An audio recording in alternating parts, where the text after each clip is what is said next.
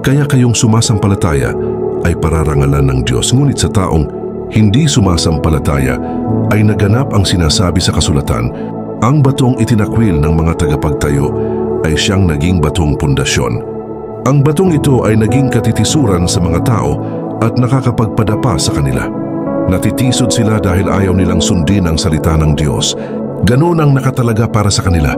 Ngunit kayo'y mga taong pinili, mga maharlikang pari at mga mamamayan ng Diyos.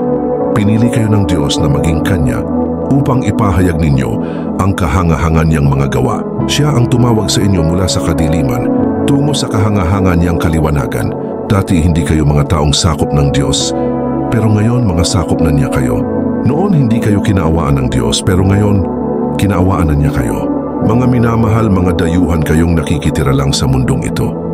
Kaya nakikiusap ako sa inyong talikuran na ninyo ang masasamang pagnanasa ng inyong katawan na nakikipaglaban sa inyong espiritu. Sa lahat ng oras, ipakita niyo sa mga taong hindi kumikilala sa Diyos ang matuwid ninyong pamumuhay. Kahit pinararatangan nila kayo ngayon ng masama, sa bandang huli ay makikita nila ang mga kabutihang ginagawa niyo at luluwalhatiin nila ang Diyos sa araw ng pagdating niya.